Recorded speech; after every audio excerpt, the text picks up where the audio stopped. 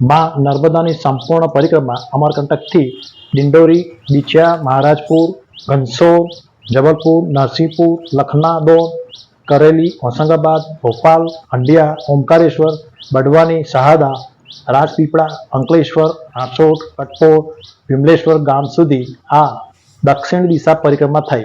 विमलेश्वरથી 40 કિલોમીટરના અંતરે બોટમાં બેસીને દરિયાઈ માર્ગેથી પાર કરીને મીઠી તાલાઈ જવાનું છે, જે ઉત્તર દિશા પરિક્રમા તરફ છે। મીઠી તલાઈથી ભરૂચ, નરેશ્વર, જાંબુઆ, मांडू, महेश्वर, मंडलेश्वर, मंडवा, इंदौर, उज्जैन, नेमावर, बुधनी, बाड़ी बरेली, बरमान घाट, ग्वाही, ग्वारिया घाट, कुंडुम, राजेंद्र गाम અને અમરકંટક જ્યાંથી માં નર્મદાની પરિક્રમા શરૂ થઈ હતી ત્યાં જ પાછા અમરકંટક આવી માં નર્મદાની પરિક્રમા પૂર્ણ થાય છે। નર્મદે હર, નર્મદે હર, નર્મદે હર। નમસ્કાર મિત્રો, આજે આપણે વિમલેશ્વર ગામમાં વમલનાથ મહાદેવના દર્શન કરીશું।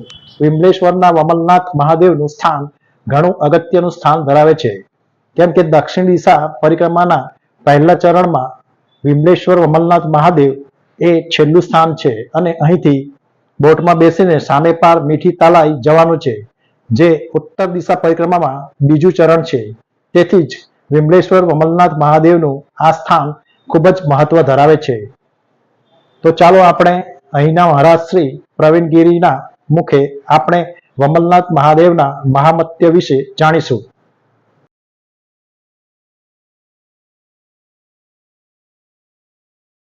ओम नमः शिवाय। वमरनाथ महादेव की जय। पूछू जाते पुजारी प्रवीगिरी गोस्वामी। बराबर। तो आपने वमरनाथ महादेव ની ઉત્પત્તિ કઈ રીતે થઈ? તો એક સાઈડ થી માં નર્મદા વહે છે, સામેથી છે રત્નાસાગર। તો બે જળ અહીંયા વમલેશ્વરમાં ભેગા થાય એમ કહેવાય છે કે માં નર્મદા એ રત્નાસાગરમાં સમાવન, તો અહીંયા સંગમ સ્થાન છે। તો બે જળ ભેગા થાય એમાંથી આખું વમળ પડે છે, એમાંથી સ્વયં પ્રકટ થયેલા મહાદેવ છે, એટલે વમળનાથ। અને વમળનાથ મહાદેવના નામથી વમલેશ્વર ગામ ઓળખાયું। બરાબર। તો જ્યારે સ્વયં મહાદેવ પ્રકટ થયા એ ટાઈમ આપણા હિન્દુ ધર્મ એટલે કે સનાતન ધર્મના લોકો ભગવાનની સેવા પૂજા અહીંયા કરતા હતા।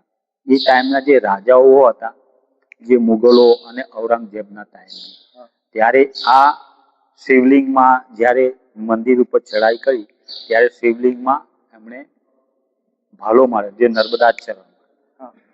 તો એમાંથી લોહીની પિચકારીઓ પહેલી નીકળેલી અને ત્યારે રાજાઓએ જોયું કે આ તો સાક્ષાત મહાદેવ છે, જીવિત મહાદેવ છે। આમ કહીને ભગવાન પાસે એમણે માફી માંગી। માફી માંગતા લોહીની પિચકારીઓ બંધ નહીં થઈ, પણ એમણે રાજાઓએ કમર કંડોળો બાંધેલો હતો સોનાનો, તો સોનાનો કંડોળો ભગવાનને પહેરાવી દીધો, હજુ પણ છે કંડોળો। ત્યારે એ લોહીની પિચકારીઓ પૂરતી બંધ થઈ અને અંદરથી નર્મદા જળ આવવાનું ચાલુ થયું। આ નર્મદા જળ છે। આમ છે માં નર્મદા અહીંયા ચરણથી પ્રકટ છે। આમ નર્મદાનું ઉદ્ગમ સ્થાન છે અમરકંટક। ત્યાર પછી નીમાવર હાંડિયા જે એમપીમાં પડે છે, ત્યાં નાભી સ્થાન છે માં નર્મદાની, અને વમલેશ્વરમાં ચરણ। એટલે કે અમરકંટકથી લઈને વમલેશ્વર સુધી માં નર્મદા જે આવે એ રત્નાસાગરને મળવા માટે આવે છે। તો આપણી દક્ષિણ તટ પર પહેલા ચરણની જે પરિક્રમા છે એ અહીંયા પૂર્ણ થઈ જાય, એક સાઈડની દક્ષિણ તટની। ત્યાર પછી પહેલા ચરણથી બીજા ચરણ જવા માટે જે નાવડીમાં બેસીને જતા હોય છે બધા પરિક્રમાવાસીઓ, તો સામેના તટ એટલે કે ઉત્તર તટમાં બીજા ચરણની પરિક્રમા શરૂ થાય છે, છેક પાછી અમરકંટક, ત્યારે 100% પરિક્રમા થાય।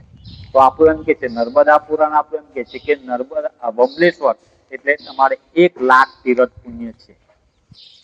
આમ નર્મદામાં આખી નર્મદામાં 3.5 કરોડ તીર્થ બતાવ્યા છે, એમાંથી વમલેશ્વર 1 લાખ। અને સામે કિનારે એટલે કે ઉત્તર તટ તમે પાર થઈ જાઓ સંગમ સ્થાન તો 1.5 લાખ તીરથ પુણ્ય છે. આપણું નર્મદા પુરાણ બતાવે છે. તો ઓમ નમઃ શિવાય નમઃ પાર્વતી પતે હર હર મહાદેવ. એમ કહેવાય છે કે મા નર્મદા એ રત્ના સાગર ને મળવા માટે આવે છે. તો આપણું આ રત્ના સાગર થી રત્નેશ્વર મહાદેવ છે. આ રત્નેશ્વર બાજુમાં અને આ છે વમરનાથ. વમરનાથ. વમરનાથ મહાદેવના નામ નામથી પરથી ગામનું વમલેશ્વર નામ વમલેશ્વર પડ્યું. મહાદેવના નામથી. બીજું મહારાજ કે અને અહીંયા 5 મહાદેવ છે. 5. હા. એક આપણું વમરનાથ મહાદેવ, હા. ત્યાર પછી છે રત્નેશ્વર મહાદેવ, મહાદેવ. ત્રીજા છે ગુપ્તેશ્વર મહાદેવ, એની આગળ છે સોમેશ્વર મહાદેવ, હા. અને સોમેશ્વર મહાદેવની સામે છે પૌલેશ્વર મહાદેવ, જ્યાં આપણા રાવણના દાદા પુલસ્ત ઋષિ અહીંયા તપ કરી ગયા છે. એ પણ પારસ પીપળાના નીચે પૌલેશ્વર મહાદેવ, અને પૌલેશ્વર મહાદેવના અહીંયા પુલસ્ત ઋષિ રાવણના દાદા પુલસ્ત ઋષિ અહીંયા તપ કરેલું છે. નમસ્કાર મિત્રો, આપણે વમલનાથ મહાદેવના દર્શન કરીને પછી રત્નેશ્વર મહાદેવ, ગુપ્તેશ્વર મહાદેવ, સોમેશ્વર મહાદેવ, પૌલેશ્વર મહાદેવના દર્શન કરીશું. હર હર મહાદેવ. ઓમ નમઃ શિવાય.